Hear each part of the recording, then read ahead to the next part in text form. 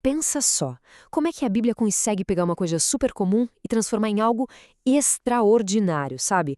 Uma pedra qualquer, um gole d'água, um pão. De repente, nas páginas da Bíblia, esses elementos ganham uma vida nova, um significado profundo. É quase uma linguagem secreta, uma linguagem simbólica. E hoje a gente vai desvendar o código por trás de dois dos símbolos mais fortes que existem ali. Então, vamos começar com uma pergunta que todo mundo já se fez, né? Como é que a gente faz para não esquecer os momentos mais importantes da vida? A gente constrói memoriais, monumentos, cria marcos, certo? Pois é, a Bíblia faz a mesmíssima coisa. Ela pega objetos do dia a dia e transforma eles em âncoras. Âncoras para a memória e, claro, para a fé. Beleza. Nessa nossa conversa de hoje, a gente vai focar em dois símbolos que são, uau, fundamentais. A gente começa com algo bem sólido, bem firme: a pedra. E depois a gente vai para algo que flui, que transforma, que é essencial para a vida: a água. Vamos ver como essas duas coisas saem do mundo comum para contar uma história divina. Bom, primeiro as pedras. E olha, esquece a aula de geologia, tá? Na Bíblia, as pedras são muito mais que isso. Elas são tipo guardiãs da memória. São testemunhas silenciosas de momentos que mudaram a história de um povo inteiro. Elas estão ali para marcar o ponto exato onde o divino tocou o humano.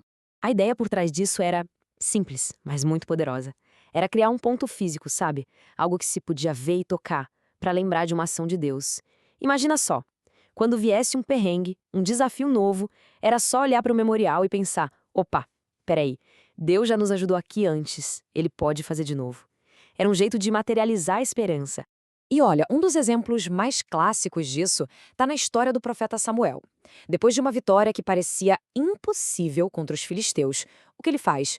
Ele levanta uma pedra e dá um nome para ela: Ebenezer, que quer dizer basicamente pedra de ajuda. Aquela pedra ali deixou de ser só uma rocha, né? Virou um sermão silencioso, uma declaração de fé que ia ecoar por muitas e muitas gerações. E essa ideia de usar pedras como testemunhas, ela não para por aí, ela se repete. A pedra de Ebenezer, como a gente viu, marca uma vitória específica. É um momento.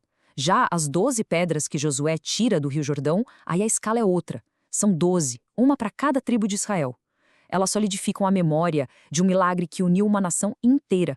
Ou seja, os detalhes mudam, mas a função é a mesma: garantir que a história não se apague. Então, resumindo, qual era a grande sacada dessas pedras? Elas funcionavam como uma ponte. Isso mesmo, uma ponte que ligava o passado, o presente e o futuro. A mensagem era muito clara. Olha, um dia seus filhos vão perguntar o que essas pedras significam. E aí, vocês vão contar para eles o que Deus fez. É isso. A memória alimenta a fé. Ok, até agora a gente falou de pedras que olham para o passado, certo? Para lembrar. Mas e se uma pedra pudesse representar o futuro?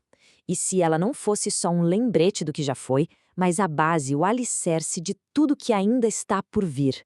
Aí a coisa fica ainda mais interessante. Pois é, agora a gente dá um salto para o Novo Testamento, porque é lá que essa metáfora da pedra chega no seu ponto mais alto. Ela é usada para descrever ninguém menos que a figura central da fé cristã: Jesus, como a pedra angular. Mas calma aí, o que raios é uma pedra angular? Pensa numa construção. A pedra angular é a primeira que o construtor coloca. Ela é a referência para todas as outras. É ela que alinha e sustenta o prédio inteiro. Se você tirar ela, ou se ela estiver torta, já era. A estrutura toda desmorona. Ou seja, ela define absolutamente tudo.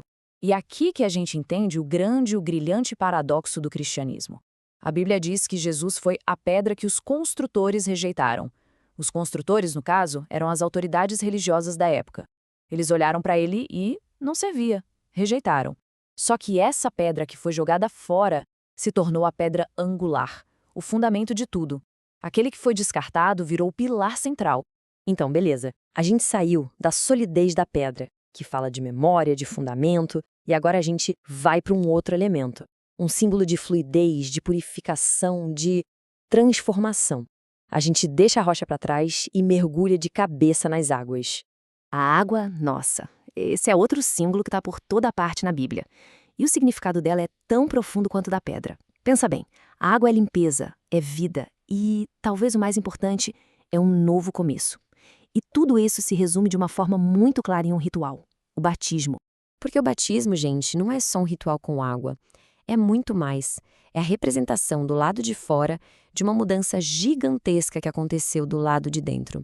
É a história de uma transformação sendo contada pelo simples ato de mergulhar na água.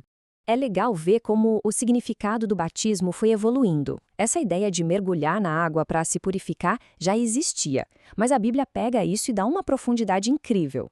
No Antigo Testamento, era mais um ritual de purificação. Aí chega João Batista e a coisa ganha um peso moral. É sobre arrependimento. Mas é no cristianismo que o simbolismo explode. A água vira sinônimo de um renascimento total. É literalmente morrer para a vida antiga e nascer de novo para algo completamente diferente. E essa ideia de um novo nascimento é o coração da coisa toda. Nascer da água e do espírito. O que isso quer dizer? Significa uma transformação completa. Não é só mudar o jeito de agir, é mudar quem se é. A água lava por fora, mas ela está simbolizando a ação do Espírito Santo que está renovando tudo por dentro. Olha só quanta coisa cabe nesse símbolo. É um funeral e um nascimento acontecendo ao mesmo tempo. É o ponto final de uma história e o começo de uma novinha em folha. É uma declaração pública de que, ei, uma mudança radical aconteceu aqui dentro. E claro, é a marca de que agora se pertence a uma nova família, uma nova comunidade. E é assim que a gente conecta tudo. A gente foi da solidez da pedra, que nos dá memória, que nos dá fundamento, e mergulhou na fluidez da água, que oferece purificação e um novo começo. No fundo, a Bíblia usa um mundo que a gente pode tocar para nos ajudar a entender o mundo espiritual. Ela transforma ideias abstratas em experiências reais, concretas que ficam na nossa memória. E isso tudo, claro, leva a gente para uma reflexão. Quais são as pedras de Ebenezer da nossa vida? Aqueles memoriais que nos lembram de uma ajuda que chegou na hora certa. E quais foram os nossos rios Jordão? Aqueles momentos de travessia que definiram um antes e um depois. Porque, no final das contas, essa linguagem de símbolos não está presa lá nos textos antigos. Ela descreve a nossa própria história também. Bom, é isso.